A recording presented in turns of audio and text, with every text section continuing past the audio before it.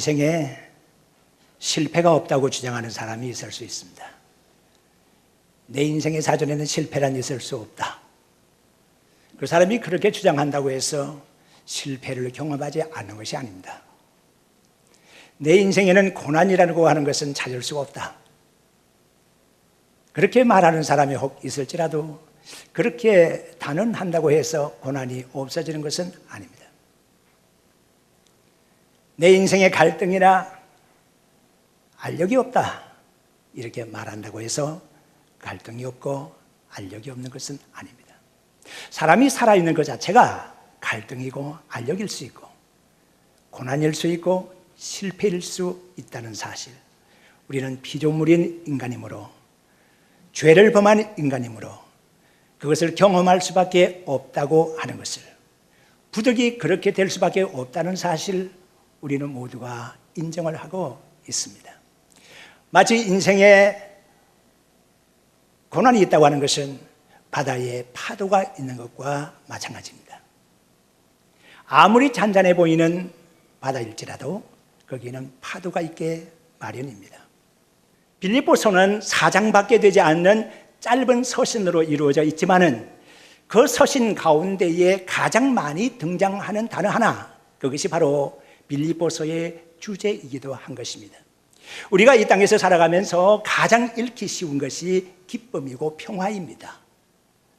빌립보서에서 가장 강조하고 있는 19번이나 등장하고 있는 주제가 바로 기쁨입니다. 예수 그리스도 안에서 우리가 기쁨을 누린다고 하는 것입니다. 세상을 바라보게 되면 거기에는 기쁨이 없을 수가 있고 거기에 갈등과 알력밖에 있을 수 없지만, 그러나 우리의 마음이 예수 그리스도를 향하고 있을 때 우리 주변에 일어나는 어떠한 사건이 있더라도 우리는 기뻐할 수가 있다, 그렇게 말할 수 있는 것입니다. 그리고 동시에 빌립보서에서 그 다음으로 나타나는 단어가 15번 나타나고 있는 마음이라고 하는 단어입니다. 우리 주변의 여건과 상황이 어떠하든지 간에 그것을 인지하고 해석하는 부분은 우리 마음의 생각입니다. 우리의 생각이 부정적인 여건과 환경을 긍정으로 바꾸어서 생각을 하게 되면, 우리의 삶에 그렇게 적용을 하게 되면 부정이 긍정적으로 돌아가게 되어 있습니다. 오늘 본문의 말씀의 12절에 보게 되면 바울 사도는 내가 당한 일이, 그러면서 그 다음에 사용하는 부사, 접속 부사가 하나 있습니다. 도리오라고 하는 말씀입니다. 복음의 진전이 된 것을 너희로 알기를 원한다고 하는 것입니다. 지금까지 너희들이 알고 있는 것이 무엇이냐? 지금 바울 사도가 감옥 속에 갇혀서 어려움을 겪고 있다. 복음의 나팔수로서 역사를 감당을 하고 있었던 바울 사도가 지금 감옥에 갇혀 있기 때문에 복음의 진보가 일어나지 않고 복음의 길이 막혔다고 생각하는 사람이 많이 있는데 결코 그렇지가 않다고 하는 것입니다. 바울 사도는 감옥에 갇혀 있어도 바울의 입은 감옥 속에 있지만은 바울이 전했던 주의 복음은 진전이 있다고 하는 것입니다. 발전이 있다고 하는 것입니다. 부흥이 있고 성장이 있다고 하는 것입니다. 바울이 당하는 일이 무엇입니까? 감옥에 가두어졌습니다.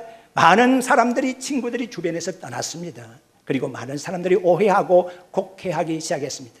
그런 오해가 있고 그리고 갈등이 있고 그리고 버림이 있다고 해도 바울 사도가 전하던 주의 복음은 갇히지 않았고 주의 복음은 버림이 되지 않았다고 하는 사실입니다. 우리가 하나님의 말씀을 읽어보면서 성공적인 인생을 산 많은 사람들에게 부족함이나 흠결이 전혀 없었다고 하는 것이 아닙니다. 그들의 상황과 여건이라는 것은 상당히 좋지 못했습니다. 창세기 26장의 말씀을 들어가 보게 되면 이삭이라는 사람이 나옵니다. 아브라함의 아들이죠. 이삭이 어느 날 자기가 살고 있는 가나안 땅에 흉년이 임했을 때에 그랄 땅으로 잠시 피신을 한 적이 있었습니다. 난을 피해서. 그 땅에 갔을 때 가장 염려가 된 부분이 뭔가 하면 자기 아내가 너무 아리답기 때문에 주변에 많은 남자들이 탐을 낼 것이고 그로 말미암아서 자기를 해코지하고 자기 아내를 보쌈하지 않을까 하는 그런 염려, 걱정이 있었습니다. 그리하여 자기 아내 리브가에게 말합니다. 여보, 당신은 아리따운 여인이다. 그러니까 당신을 이제 내가 누이라고 부를 테니까 그렇게 하는 것으로 하자. 사실이 그렇지 않느냐. 그렇게 얘기하면서 서로가 의논을 하고 그렇게 하기로 했습니다. 주변 사람들에게는 이 아리따운 여인은 내 아내가 아니고 내 누이라고 속였습니다. 여러분, 이거 참 이상합니다. 과거에 아브라함이 그런 짓을 했지 않습니까? 아브라함이 흉년을 피해서 애굽 땅으로 갔고 그랄 땅으로 갔었을 때 그 땅의 왕이 아내 사라를 탐낼 정도로 아내 사라가 아름다웠기 때문에 내 누이라고 하자라고 합의를 보고 그렇게 했던 것 여러분들이 기억을 하시죠? 이상합니다. 아버지가 그렇게 했던 것을 아들이 보았을 리가 없습니다. 보았을 리 만무하죠. 그런데 어째서 이 아들은 아버지의 실패를 그대로 따라 모방을 하는 것일까요? 그래서 죄악의 잘못된 것은 자손 대대까지 내려간다고 하는 사실을 알면서 우리 자신이 그런 죄를 범하거나 나쁜 악을 범하게 될 때에 내 단대 이것으로 끝나야 된다고 생각하면서 내 후손은 이런 죄를 범치 않기를 바라면서 우리가 지은 죄가 혹 있으면 주여 나의 짓는 이 죄를 내 자손이 모방하지 않도록 해주시고 내 당대에 끝나게 해 주옵소서. 그러면서 참으로 회개해야 될 줄로 믿습니다. 아브라함이 범했던 그 잘못을 마치 이삭이 본 것처럼 따라합니다. 그래서 자기 아내를 누이라고 속이지 않습니까? 속여야 될 정도로 이삭의 형편은 좋지가 못했습니다. 그리고 그 땅에 큰 흉년이 임했습니다. 그렇지만 그 해에 창세기 26장 12절의 말씀 보니까 100배나 축복을 받았다고 하는 기록이 나와 있습니다. 그 다음에 계속 말씀 보니까 창성하고 번성하게 되면서 이삭은 거부가 되었더라. 그렇게 기록이 되어 있습니다. 흉년이 들었던 그 땅에 블레셋 사람들도 그랄 사람들도 굉장히 큰 고통을 겪고 있었지만은 하나님께서 함께 하시고 하나님께서 부하게 해주시고 하나님께서 경영하여 주셨던 이삭의 삶이라는 것은 형통하게 이루어졌다고 하는 사실입니다. 부족함이 없다는 것이 아닙니다. 주변 여건 사정이 다 좋았다는 것이 아닙니다. 힘들고 어려운 것이 있었지만은 그것을 극복해낼 수 있는 지혜와 그것을 극복해낼 수 있는 믿음이 이삭에게 있었다고 하는 것입니다. 주변 여건 좋지 못했습니다. 그랄 골짜기에서 우물을 팔 때에도 블레셋 사람들이 달려들어서 이 땅은 우리 땅이니까 가라고 그랬습니다. 그래서 처음에 팠던 우물의 이름을 에색이라 다툼이라 그렇게 이름을 붙였지 않습니까? 그 다음에 팠던 우물도 물이 나오니까 그 땅 사람들이 또 와가지고 이 땅 우리 땅이라고 또 쫓아냈습니다. 그래서 두 번째 우물의 이름을 신나라고 이름을 붙였습니다. 대적이라는 이름이 붙여진 것이죠. 첫 번째, 두 번째 물이 났지만은 다 뺏겨버리고서 세 번째 물을 팠습니다. 자, 굴하지 아니하고 자꾸 팠습니다. 어려움이 임하고 고통이 임했지만은 일은 되는 거 아니겠나? 이삭이 생각한 것이 그렇습니다. 그래서 세 번째 우물을 파게, 만약에 이 우물을 파서 또 우리 땅이라고 쫓아내면 이삭은 또 쫓겨가서도 우물을 팔 작정을 하고 있었습니다. 세 번째 우물을 팠을 때에 그 땅의 사람들이 더 이상 시비를 걸지 않았습니다. 그래서 그 땅의 이름을, 그 우물의 이름을 르호봇이라, 넓다라는 이름을 붙였지 않습니까? 믿음의 성도 여러분, 우리에게 고충이 있고 어렵고 여건이 불충분하다고 해도 일은 된다고 하는 사실을 명심하시기를 바랍니다. 우리에게 가시가 있고 우리에게 장애가 있고 우리에게 어려움이 혹 있다고 해도 더딘 경우는 있다고 할지라도 일은 반드시 된다는 사실을 명심하시기를 바랍니다. 바울 사도는 고린도후서 12장의 말씀을 보니까 육신에 쏘는 가시가 있었다고 그랬습니다. 그 쏘는 가시로 인해서 바울은 고통스러웠습니다. 주의 복음을 전하면서 육신의 가시가 없게 하나님의 말씀을 형통하게 전해야 되는데 주의 말씀에 나팔수로서 이제 역사를 하고 있는 나에게 왜 이런 육신의 가시가 붙어가지고서 방해가 되는가? 이렇게 계속 육신의 가시가 쏘아대면 내가 어떻게 주의 일을 할 수 있을까 염려하면서 주님께 3번 간절히 기도했다고 했습니다. 육신의 가시가 없어지기 위해서. 그런데 하나님의 응답은 내 은혜가 너에게 족하다고 하는 이 한마디 응답 외에는 다른 응답이 없었습니다. 그 이후에 바울 사도는 자기의 육신의 가시에 대해서 깊이 묵상하면서 생각하기를 시작했습니다. 믿음의 성도 여러분, 여러분들에게 쏘는 가시가 있고 어려운 문제가 있고 주변 여건 사정이 좋지 못할 때에 그것에 대해서 섣불리 판단하지 마시고 깊이 생각하고 묵상하는 시간을 가지라고 했습니다. 하나님의 말씀을 읽고 생각하고 하나님 말씀을 듣고 생각하면서 하나님의 응답이 무엇인가, 나에게 있는 이 가시의 의미가 무엇인가 깊이 생각하는 시간을 가지라고 지난주에도 말씀했지 않습니까?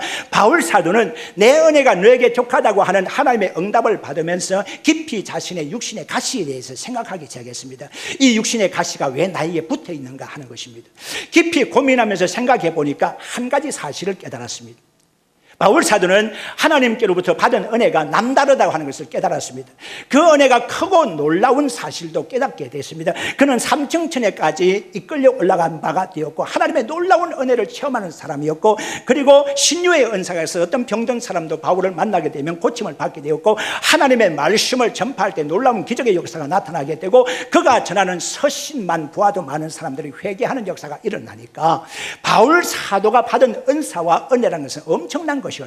그래서 바울 사도는 생각했습니다. 내가 받은 은혜가 크고 놀라운 것이기 때문에 나로 하여금 자고하지 않게 하기 위해서, 교만해지게 하지 않기 위해서 나에게 하나님께서 육신의 가시를 주셨구나, 그렇게 판단을 해보면서 내가 약할 그때에 곧 강함이로다, 그렇게 고백하기에 이르렀습니다. 믿음의 성도 여러분, 육신의 가시가 있어서 일이 안 될 것이라고 판단한 것은 바울이었습니다. 육신의 생각이었습니다. 내가 육신의 가시 때문에 힘들고 어렵기는 했지만은 주의 복음의 진전은 계속되었으며 주의 역사는 강하게, 더 강하게 일어났다는 사실을 명심을 하면서, 오 주여, 나에게도 이런 가시가 있습니다. 나에게도 이런 불편한 점이 있습니다. 나에게도 이런 여건이 좋지가 못합니다. 그렇지만 하나님의 손에 붙들려서 하나님께서 역사를 하게 되면 놀라운 기적의 역사가 나타날 줄로 믿습니다. 믿음을 가지고 나가면 놀라운 역사가 일어나게 될 줄로 믿습니다.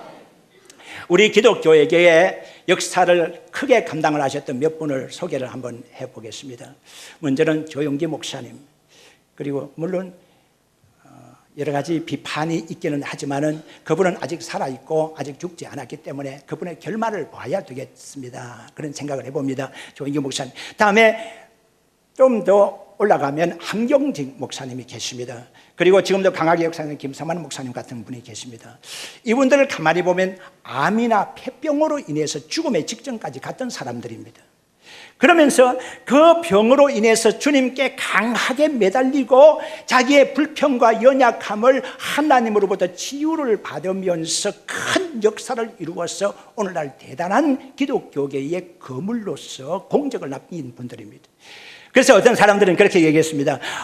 내가 하나님께 기도해서 나에게도 폐병이 생겨서 그 폐병을 3기까지 그리고 말기까지 가면서 극복을 하면서 큰 역사를 일으킬 수 있는 그런 역사가 있었으면 좋겠다고 주장하는 사람이, 생각하는 사람이 있을 정도로 자기의 불편을 감수하면서 주님께 매달려서 강하게 플러스 알파 플러스 하나님의 은혜가 임하니까 놀라운 역사를 일으키는 사람들이 된 것처럼, 믿음의 성도 여러분, 우리에게 불편한 것이 있고 우리가 아픈 것이 있고 가시가 있고 실패가 있고 우리 주변에 장애가 있다고 하더라도 그것에 그 모든 것을 불구하고 믿음으로 진전해 나가시기를 바랍니다.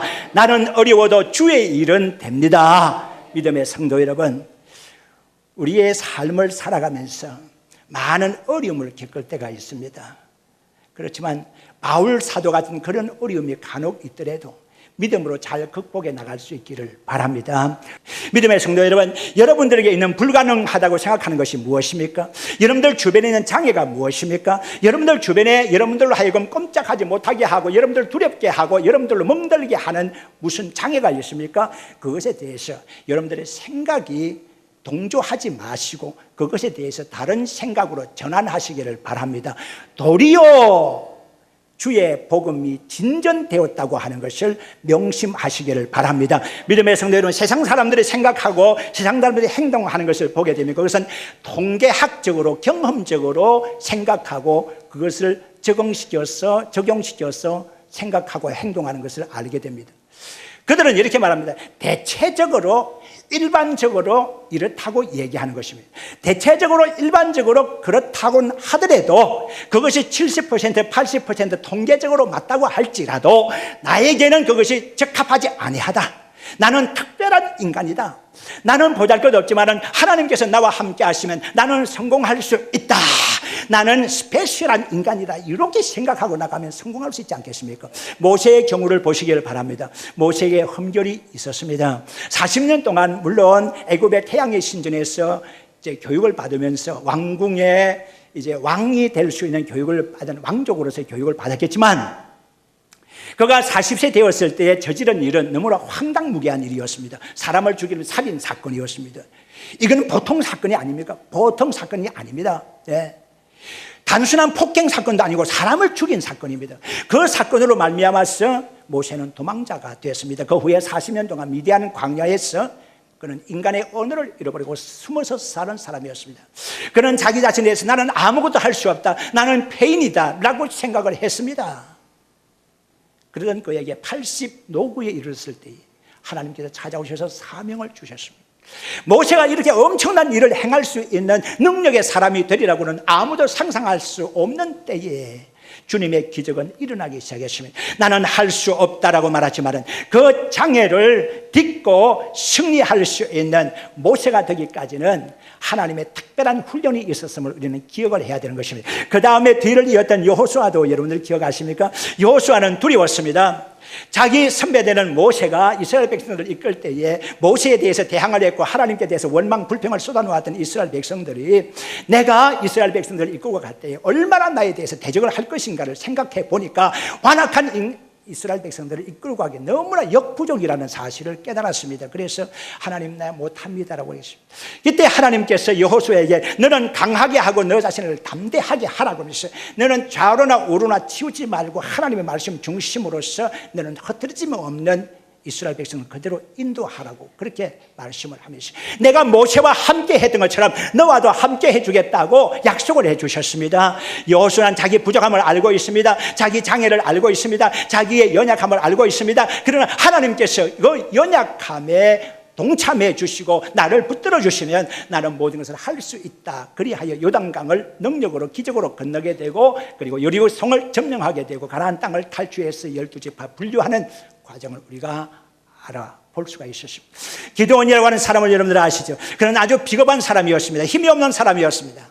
많은 사람들이 모맥을 거두고 이제 보리농사, 밀농사를 하게 되었을 때에 기드온이라는 사람은 포도즙 틀이 있는 곳에서 밀 추수를 하고 있었습니다.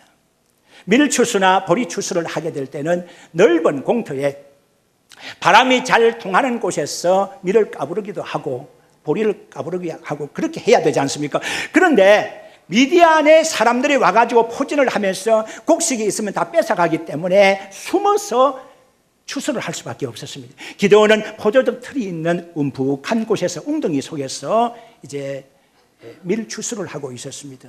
믿음의 성도 여러분, 기드온은 이렇게 겁이 많은 사람이었습니다. 그렇지만 하나님께서 기드온의 약점 이것을 다 아시고 내가 너와 함께 하겠다는 징조도 보여주시면서 기드온에게 300명 용사를 가지고서 미디안의 메뚜기 떼와 같이 많은 군사들을 다 멸절시키는 역사를 일으켰던 것 여러분들이 기억하지 않습니까? 우리의 부족함과 우리의 장애가 없다고 하면 거짓말입니다. 장애가 있고 부족함이 있기는 하지만은 하나님께서 함께 해주시면 안 될 일이 없다는 사실을 명심하시기를 바랍니다. 엘리야는 어땠습니까? 조울증 환자였습니다. 850명을 갈멜산에서 무찌렀을 때에 그는 너무너무 감격스러웠을 것입니다.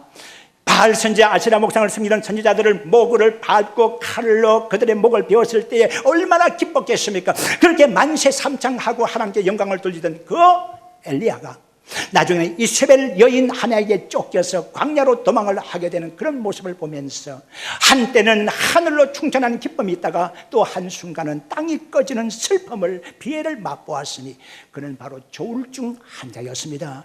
이렇게 보잘것없는 심리적인 압박감에 시달리던 엘리야였지만 하나님께서 엘리야와 함께 해주셨기 때문에 엘리야는 놀라운 기적의 사람이 될 수 있었음을 명심하시기를 바랍니다. 엘리사는 어땠습니까? 아주 볼품없는 사람이었습니다. 외모는 볼품없는 사람이었지만 하나님께서 엘리사와 함께 했을 때 놀라운 기적의 사람이 될 수 있었던 것. 다윗도 역시 보잘것없는 사람이었습니다. 겉으로 보기에는 유약한 여인처럼 보였던 사람입니다. 신하 얽고 그렇게 할 수 있는 사람이었지만 하나님의 능력이 그에게 임했을 때에는 골리앗 거인을 쓰러뜨리고 목을 베는 놀라운 기적의 역사를 일으켰던 것 명심하시기를 바랍니다. 우리도 장애가 많이 있습니다. 부족한 것 많이 있습니다. 그렇지만 하나님께서 하나님께 매달리고 강구하고 그렇게 되면 우리의 모든 부정적인 것이 긍정적으로 변하게 될 줄로 믿습니다. 그런데 믿음의 성도 여러분, 우리가 아무리 열심히 주의 일을 감당한다고 해도 기쁨을 잃게 되면 아무 소용이 없는 거 아닙니까? 여러분들이 주님을 위해서 봉사하고 주의 일을 감당할 때, 성가대도 그렇고 교사도 그렇고 여기는 모든 믿음의 성도들이 주의 일을 감당할 때 기쁨으로 하시기를 바랍니다. 마지못해서 끌려서 하는 사람은요, 일은 하고 나서도 일은 힘들 대로 힘들고 남는 것이 없습니다. 기쁨을 가져야 되는 것입니다. 기쁨이 중요한 것입니다. 그런데 우리가 주의 일을 하면서 기쁨이 없는 이유가 무엇일까요? 그것은 우리 마음속에 일어나고 있는 불평과 불만과 불안 때문에 그렇습니다. 믿음의 성도 여러분, 사람에게서 불평이라는 것이 무엇입니까? 마음속에 숨어있는 분노가 밖으로 표출되어서 나오는 것이 불평입니다. 어떤 때는 언어로 나올 수도 있고 어떤 때는 행동으로 나올 수가 있습니다. 좋지 못한 욕설로 나올 때는 언어로 나오는 것이고 좋지 못한 행동으로 나올 때는 좋지 못한 행동으로도 표현될 수가 있다는 거예요. 그것이 불평입니다. 그런데 불평의 전 단계가 뭔가 하면, 무엇이 변해서 불평이 되는가 하면 속에 있는 불만입니다. 불만이라는 것은 마음속에 부글부글 끓는 겁니다. 마음이 거북한 겁니다. 뭔가 좋지 못한 것이 마음에 있습니다. 이것이 불만이라는 것입니다. 불만의 전 단계는 뭔가 하면 불안이라는 것이 있습니다. 불안이라는 것은 대상이 없습니다. 공포라고 하는 것은 대상이 있습니다.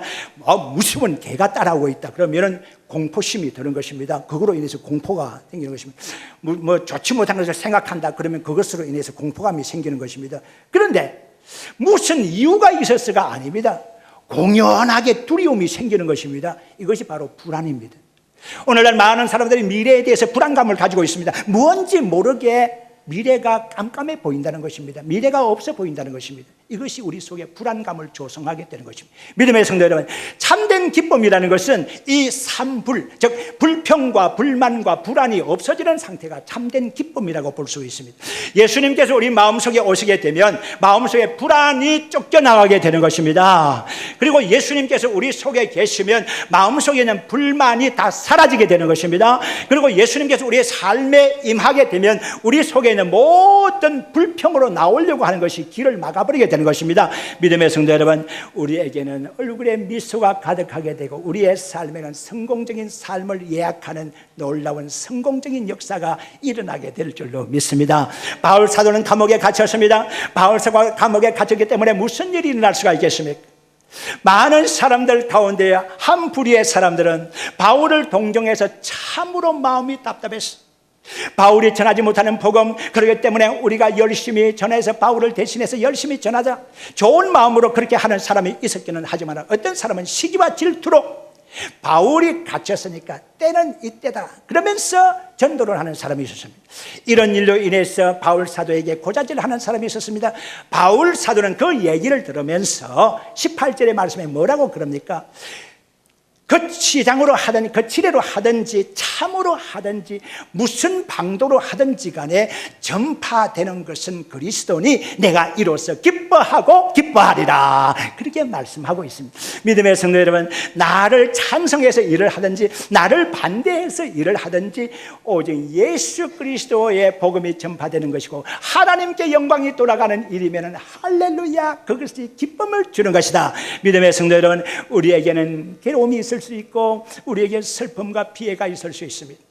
마음대로 되지 않는 일이 다반사입니다. 그렇다고 해서 포기할 수 없는 것이 우리 인생의 삶이지 않습니까?